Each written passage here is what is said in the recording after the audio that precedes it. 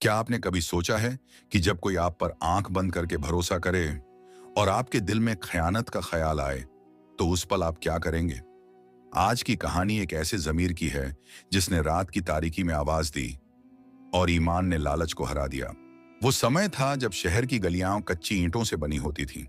छतों पर दीपक टिमटिमाते, रात में हवा के साथ बिल्लियों के कदमों की आहट आती। बाजार में दिन भर हलचल रहती, मगर शाम ढलते ही एक सन्नाटा छा जाता, जैसे शहर खुद भी सांस रोक ले। शहर में एक फकीर रहता था, न मकान, न दौलत, न कोई जमा पूंजी, लेकिन उसके चेहरे पर वह शांति थी जो बड़े अमीरों की आंखों में भी नहीं दिखती। समय की धूप छांव से जला हुआ चेहरा, लेकिन आंखों में अल्लाह का जिक्र और होंठों पर एक शांत मुस्कान। लोग उसकी टूटी फूटी झोपड़ी देखकर कहते, यह दुनिया से बेखबर है। लेकिन सच यह था कि फकीर के पास ऐसा खजाना था जो किसी अमीर की तिजोरी में नहीं होता। मन की शांति और ईमानदारी। उसका दिन बहुत साधारण बीतता। फज्र की नमाज, मस्जिद की सफाई, बच्चों को कुरान पढ़ाना। दोपहर में मस्जिद के दरवाजे पर पानी का प्याला रख देता ताकि हर प्यासा पानी पी सके। शाम को अनाथों को रोटी, पेड़ के नीचे बैठकर कबूतरों को दाना देता। लेकिन समय की सुई चलती रही। कमर झुक गई, दाढ़ी सफेद हो गई, आवाज भारी होने लगी। जो उसके पास बैठता महसूस करता कि विदाई नजदीक है। एक शाम जब सूरज ढलने को था, फकीर धीरे धीरे कदम खिसकाते हुए बाजार की ओर चला। हाथ में एक पुराना लकड़ी का संदूक था। लोग हैरान हुए, ये फकीर कभी हाथ खाली घूमता था, आज ये संदूक क्यों उठाए हैं? वह चलता रहा, यहां तक कि शहर के बीचों बीच एक सम्मानित और ईमानदार व्यापारी की दुकान पर रुक गया। कांपते हाथों से दुकान में दाखिल हुआ और धीरे से बोला, भाई, जीवन की शाम करीब आ पहुंची है। मेरे पास न दौलत है न संपत्ति, बस यह एक अमानत है। उसने संदूक आगे बढ़ाया। व्यापारी ने हैरानी से पूछा, अमानत मेरे पास? फकीर ने सिर झुकाकर कहा, हां, यह अमानत वर्षों से मेरे पास सुरक्षित है। मेरा दिल गवाही देता है कि इसे अब किसी ईमानदार के हाथ में देना चाहिए। मेरे बाद मेरा एक बेटा है। समय आने पर यह संदूक उसे लौटा देना। यह तेरा और मेरा नहीं, अल्लाह का दिया हुआ है। व्यापारी के दिल पर एक अजीब बोझ आ पड़ा। जैसा आपका आदेश, यह अमानत मेरे पास सुरक्षित रहेगी।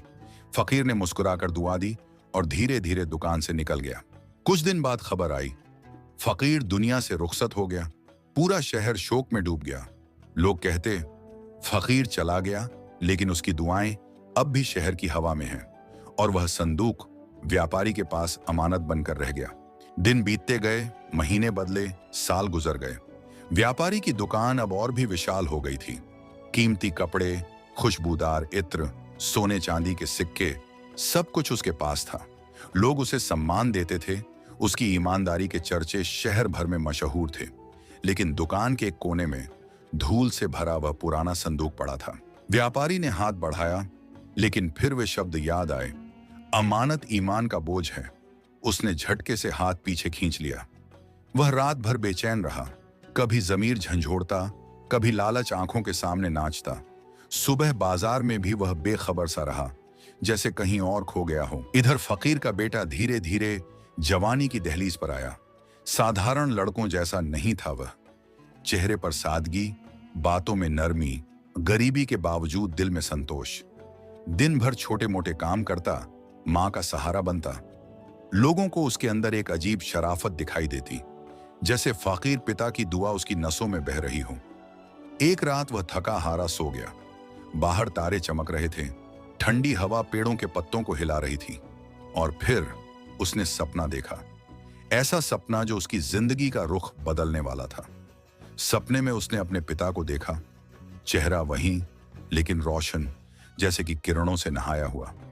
आंखों में शांति, होंठों पर मुस्कान। पिता ने प्यार भरी नजर से देखा और धीरे से कहा, बेटे, मैंने अपनी जिंदगी के आखिरी दिनों में एक अमानत शहर के एक व्यापारी के पास रखी थी। समय आ गया है, जाकर वह अमानत वापस ले। युवा ने हैरानी से पूछा, अब्बा जान, ना कौन सी अमानत? फकीर ने मुस्कुराते हुए कहा, बस इतना जान लो कि वह संदूक तुम्हारी अमानत है। सुबह उठते ही उस व्यापारी के पास जाओ और शांति से कहो, मैं फकीर का बेटा हूं और अपनी अमानत लेने आया हूं। सपना धुंधला गया, आंख खुल गई। युवा पसीने में भीगा था, दिल जोर जोर से धड़क रहा था। कुछ पल चुपचाप बैठा रहा, फिर दिल ने गवाही दी, यह केवल सपना नहीं, यह पिता की वसीयत है। फज्र की अजान के बाद उसने वुजू किया, नमाज पढ़ी और दुआ की, हे अल्लाह, मुझे सच और ईमानदारी के रास्ते पर चलने की ताकत दे। फिर पुरानी चादर लपेटी और व्यापारी की दुकान की ओर चल पड़ा। बाजार में हलचल थी। व्यापारी अपनी दुकान के सामने बैठा हिसाब लिख रहा था कि अचानक एक दुबला पतला युवक सामने खड़ा हुआ। चेहरे पर मासूमियत, आंखों में एक अजीब आत्मविश्वास। युवक ने सलाम किया और नम्रता से कहा, साहब, मैं उस फकीर का बेटा हूं जो सालों पहले यहां आता था। उन्होंने अपनी जिंदगी के आखिरी दिनों में एक अमानत आपको सौंपी थी। आज मैं वह अमानत लेने आया हूं। व्यापारी के हाथ से कलम नीचे गिर गई।